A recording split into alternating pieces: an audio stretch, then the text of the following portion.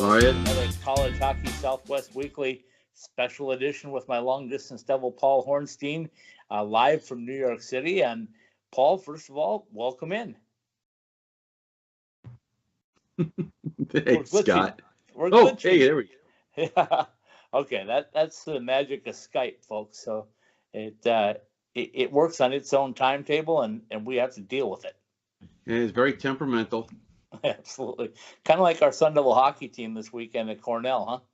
Yeah, it was, to say the least, a tough weekend. Okay, let me start right off the get-go. Let's jump into the meat and potatoes of this. What in the world is happening that we can't play against big physical teams when 2 years ago, the last 2 years, we were that big physical team? What's happened, Paul? That's a very good question. I wish I had the answer. Clarkson and Cornell pretty much throttled their exit from the defensive zone. They bottled them up. They couldn't get anything going to get the puck out of the defensive zone. And then when they got it in the offensive zone, I don't think they got it deep enough, often enough. And I don't know if that's a product of great defensive work. There's probably a combination of both. Great defensive work by Cornell, trying to bottle ASU up in the neutral zone, or ASU being a little slow, at least on the ice, to adjust. We don't obviously know what the coaches are telling the players on the bench, and we don't know what the coaches are saying in the locker room. But just based on the post-game comments, it seemed like on both nights it took the players a while to adjust. What the reason for that would be, I don't know. You'd have to ask the players. And I know we're doing this on a Monday night, and you won't see the players until tomorrow, if you'll see them.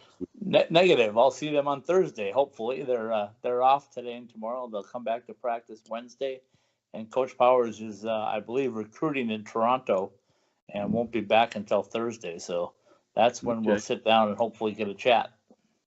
So I without having that information, I can only go by what I see, and it just looked like they couldn't even get the puck in deep most of the night until maybe halfway through the second period in both games, and by that point, you're already down 2-0. And these are good teams.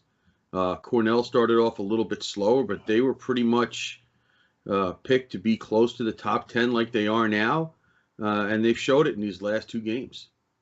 Absolutely. And, I visited with Tom Callahan today, and we did our Devilish Dozen segment, and we talked basically about the same thing. We said, they were two bad losses. I call it a debacle. Maybe that's a little strong, but when they, we're talking about the final 8 games now. So the good news is they've got 8 games to win 6, in my estimation.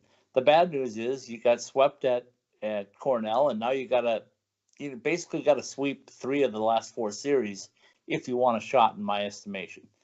Well, I don't know if you want to call them bad losses. You can. Friday night they were just outclassed, and let's face it, they lost these 2 games and only went from 10 to 12 in the pairwise. Right. So that says something a little bit about Cornell too. So, yes. If these were bad losses, so to speak, against a lower level opponent, that would have been more than a 2-spot drop in the pairwise. Yeah, absolutely. Well, when we talk pairwise and we look at, like you mentioned, they were number 12, so they're still within that 16 number count that they have to stay within. The one thing I also will say, Paul, on a good news side of things, is that now they get to play 4 teams that are much more similar to their style of play. They're not going to run into a lot of big, heavy teams in these final 4. Well, I think what you're also going to have is you're going to see this is a true gut check. If they're going to get to where they want to be, they have to win at least 6 of these last 8 games, and probably 7. Because they're not going to have a choice. They're going to play the 2 games against AIC at home. They have to win those games. They can't lose to RIT, and those are on the road on a second straight week of a cross-country trip. And Rochester's a little tougher to get to than Boston. All right. Okay. Yeah. So it's a gut check. I mean, you can't afford to lose to those teams. I'm pretty sure both of those teams are in the 40s in the pairwise, if not even a little bit lower. Right. BU is starting to get hot. Minnesota is smoking right now as they are in first place in the Big Ten. And the Sun Devils are going to catch them maybe at the right time, maybe at the wrong time. Who knows? But I guarantee you they're not even looking at that point like we are right now. So I don't know if 6 is going to be enough. Okay, let me hold on a minute here. Listen closely. There's going to be a horn blowing as I blow my own horn again. Okay. Here's what I think is going to happen. I think that they're going to end up with 22 wins. I think they're going to get hot. I think they're going to win all 3 of these series leading up to Minnesota. I think we're going to be sitting at 22 wins with 2 games to play in Minnesota. I also am going to say that I knew Minnesota was going to get better as the season went on because Bob Motzko is that good of a coach. He just needed time with the players that he had to bring them up to speed in his system, and that's what you're seeing right now. That's what they did to Notre Dame. They played a Bob Motzko-style game instead of a previous regime Minnesota. So they'll be better, no doubt about it. But I also think that ASU plays much better or will play much better on that big ice sheet at Minnesota. I think they'll use their speed. I think you'll see Morocco, Kumanzis, Sandu. All of those guys will get more ice. And when they get more ice, I think that's going to be a good thing. Well, we're going to find out. Let's hope that you're right and they get to that point. Like I said, we're going to find out what they're made of. There is no question about it. Yeah. The back and forth you have is you sit there, and if they'd have somehow managed to take one of those Ohio State games, we wouldn't even be having this conversation right now. Or if they would have swept Omaha like they should have. They should have beaten Omaha. I know that's difficult, but they should have won at least one of those. Well, they ran into a hot goalie, and there's nothing you can do about that. We've mentioned that several times. They didn't play well the night before, but they had almost 50 shots in that second game and just couldn't score. Wettinger almost did it to Denver in Denver over the weekend twice. Yeah, I know. Denver's just so much better than they are that they managed to just keep going and going and going. And, Omaha didn't score. So, you only needed one. Yeah. So, but so we're not talking about where they were that far away from being 8th or 7th in the pairwise. Yeah, correct. So, but now you have to play each game as a playoff game. Yeah, because that's what it is. Yeah, and I think a couple of things. I think they're still a year ahead of schedule. I don't think they really anticipated being where they're at right now. So I think they won't tell you that, but they're happy with what's happening. And I think they're making strides in the right direction. I mean, when you looked at that schedule at the beginning of the year, nobody but me picked them to do anything. Everybody said, oh, my God, it's going to be a rough year. They're going to be battling all these different teams. So I think they're doing better than they expected and are happy with that. But yet now they can taste that NCAA tournament bid. It's that close. So I think we'll see what they have. Let's put the blinders on. Let's go back to September 1st. And you and I are having a conversation, and one of us said to the other, ASU is going to be 16-9-1 heading into BU. Right. Would we have all taken that? Oh, absolutely. We would have all taken that in a heartbeat. The issue with it now is they're so close, and they were that as fans and as followers of this team, we want it just as badly in a different way than they do. Correct. Okay. So we get caught up in the emotions of the game. And as we're following the game, we get frustrated because they're not scoring, they're not getting the puck deep into the zone. The power play was not doing very well. So we get frustrated and we want to just throw everything away. But as we get a little bit away from the game and we sit there and think about it, like I said, 16-9-1 at this point, we would have all signed for that right now. Forgetting about the NCAA tournament, forgetting about that, even if we didn't think that going into it, there was a realistic shot of that happening. Just on the record alone, 16-9-1, we would have taken that.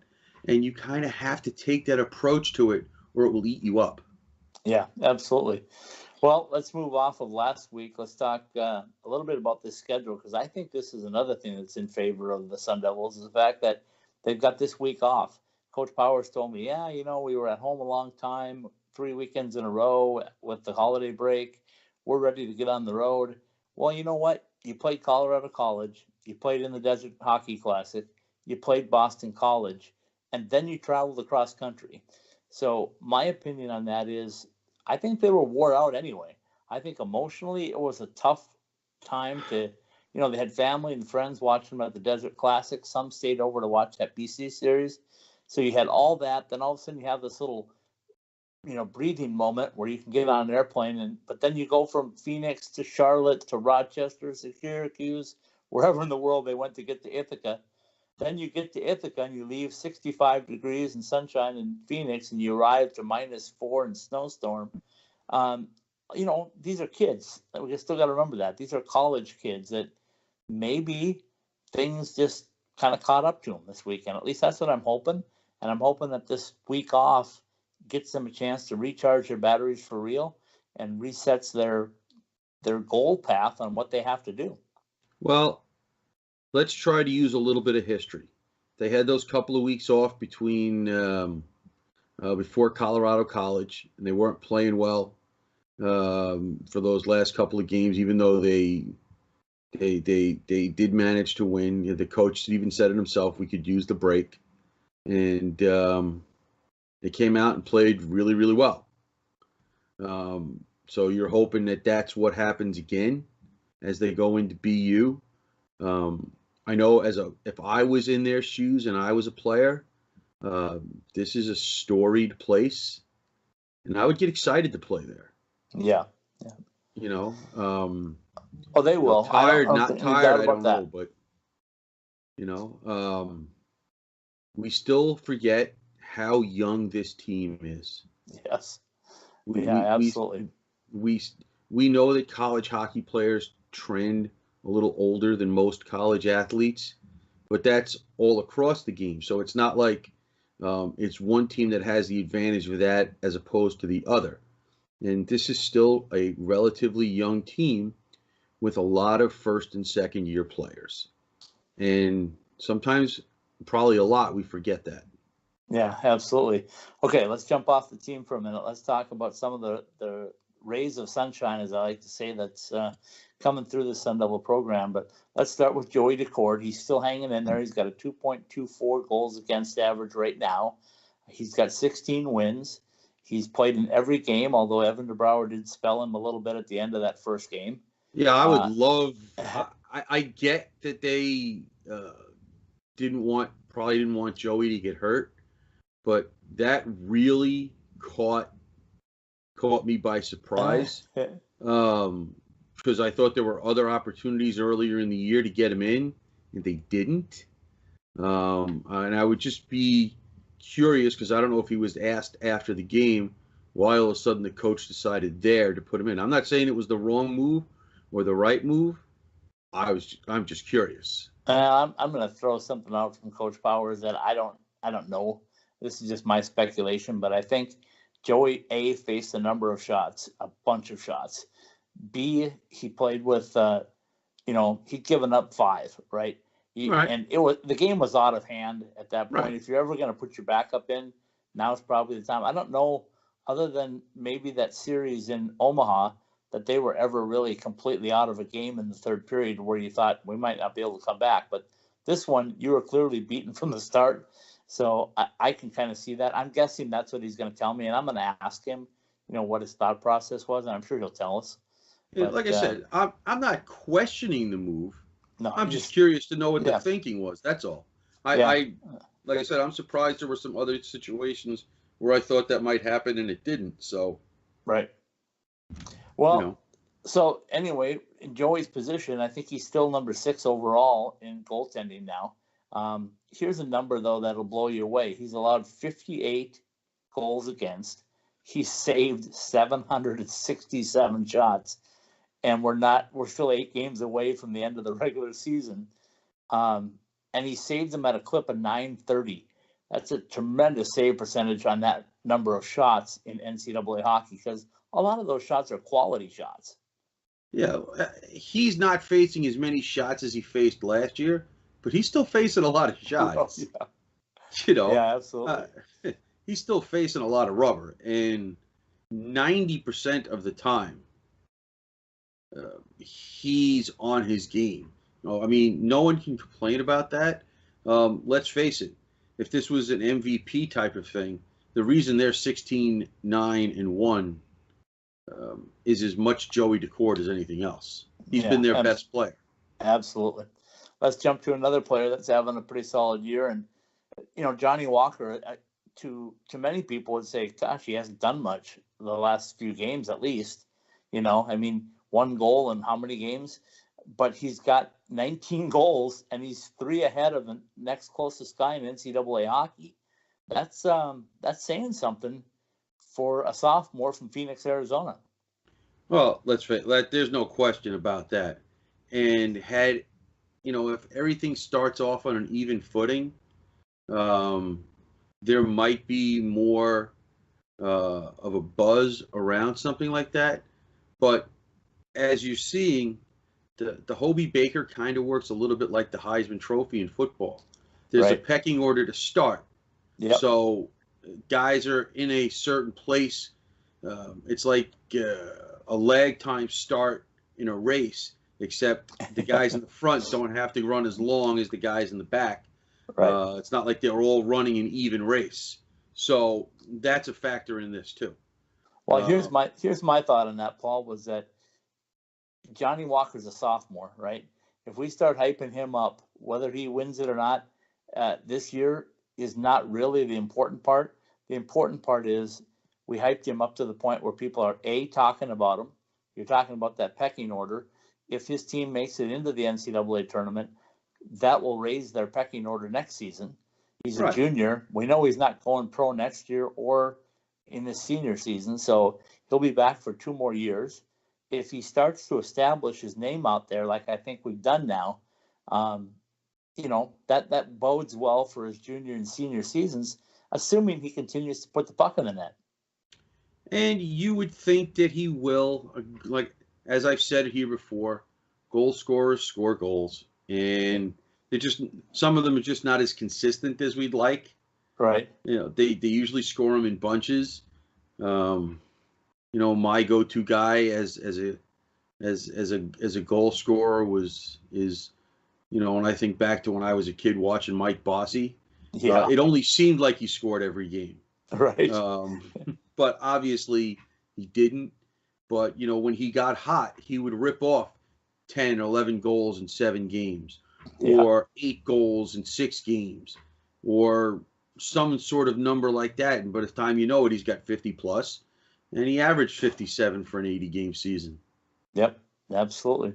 Well, foreshadowing, speculating, I'm going to say that Johnny gets hot at least 1 more time before the end of the season. Maybe gets out a hat trick, maybe gets a couple of goals, maybe the power play does something. That home series with AIC is a chance for him to get real healthy. Let's hope that they're still, playing for something when AIC comes to town. Well, first of all, I think you're gonna see them play in those 2 games anyway. Those are the last 2 home games of the season. Yeah. And you've got a few seniors on this team that have been here from day one, and this is the first time that they're going to have some seniors who have started as first-year players when ASU started their program. So, especially Anthony Croston.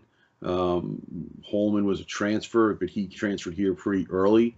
So I think you're going to see some emotion in that series, no matter what the records are at that point. Yeah, absolutely. Well, next week we'll be previewing that trip to Boston, but I wanted to touch base, just briefly tonight before we close things up on the seniors themselves. We've got 5 of them, and a couple of them are kind of, haven't seen much of, but you got Dylan Holman, right? You got Anthony Croston, you got Right. Jacob Stridesberg, you Mm-hmm. got Jack Rowe. Right. Who am I missing? And Jake Clifford. Right. Jake So Clifford. Right. Jake Clifford, Dylan Holman, Anthony Croston have all played a whole bunch. Right. All made their marks, and we all pat them on the back and go, "Hey, you guys have been awesome." But one of the guys that I want to talk about, in addition to Jacob Stridesberg, is Jack Rowe, and just how much of a Sun Devil, and you being a Sun Devil alum, I'm sure feels the same way. How much is that? And I'm going to sit down with Jack either this week or next week, and we're going to talk a little bit about it. But how important of a role has he played coming out to practice every day, pushing the guys to the limit? He finally got on a road trip. He finally got in the lineup. I don't know how much he actually saw the lineup, saw the ice, but that takes a lot, doesn't it? Well, you have to be dedicated to being where you are. It's easy when you're in the moment. If you're one of those guys that's playing every day, and as we see it more and more in college athletics right now, kids are transferring at the drop of a hat. Yeah, absolutely. And if they're not immediately getting the time they expected to get, then they leave. And Jack Rowe played much more as a freshman and a sophomore. Oh, for sure. Than he's played as a junior and a senior. And that kind of dedication is hard to find now. And I guarantee you that there are enough players that appreciate what he does. And you would know better than I would, but knowing the coach enough, I guarantee you he knows and he appreciates what Jack Rowe does. And you'll see the coach, he'll mention Jack when he talks about the seniors. There's no question about it. Absolutely. And Jacob Stridesberg, I don't know what to say about Jacob because he's had an up and down season to say the least, but he was an instrumental part the last 2 seasons in a defensive core that quite frankly needed to be improved. And now that they've improved, they've kind of bumped the guy that brought him there out of the lineup a little bit. But again, Jacob's another guy that shows up every day, works hard, and battles to find that positioning again. So I think as a senior here, he's another guy that you kind of have to pat on the back and go, you know what? We might not be in this position if not for what you contributed to the Sun Devil program and being the tradition. I don't think there's any question about it. When the coach recruited kids, they knew that this was a possibility. Yes. That you might play much more as a freshman and a sophomore. And as we get better players in here, you might not play as much. And I'm going to assume, because I wasn't in those recruiting visits, that the coach, I know it's shocking. I don't get involved. The coach is in Toronto right now. I'm not in Toronto. I never got a plane ticket.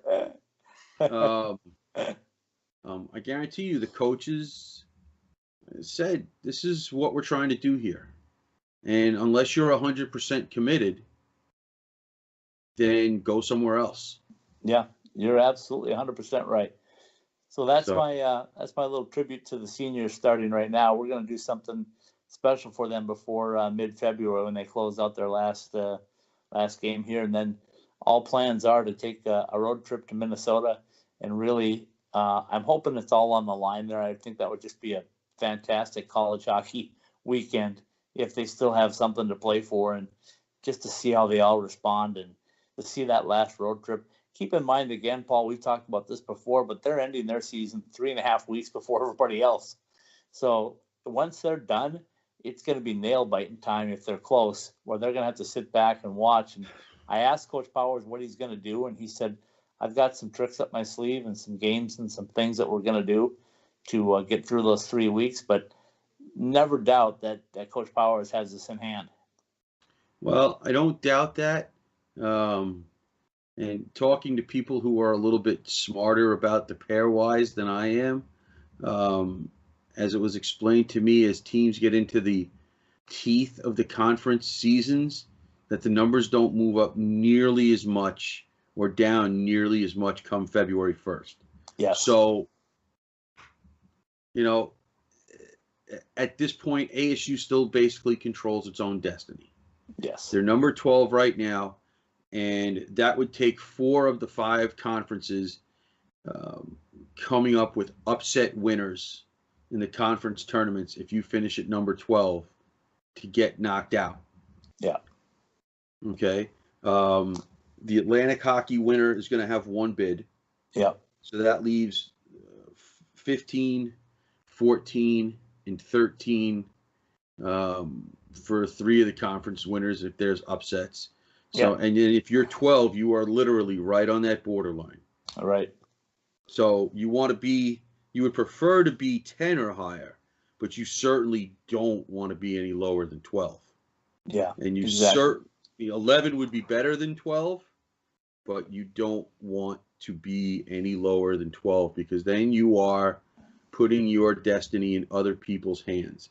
And right now, ASU is still on that last spot where you can more or less, and it's not by much on both ends, above and below, where you control for the most part your destiny.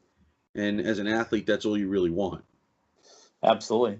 Well, we'll wrap up this episode with just a little shout out to the guys, and hope they're enjoying their bye week and getting recharged with the batteries. And here's what it comes down to in my book: you got to sweep at BU and you got to sweep at RIT, and then you come home with a big senior weekend with a 29-1 record.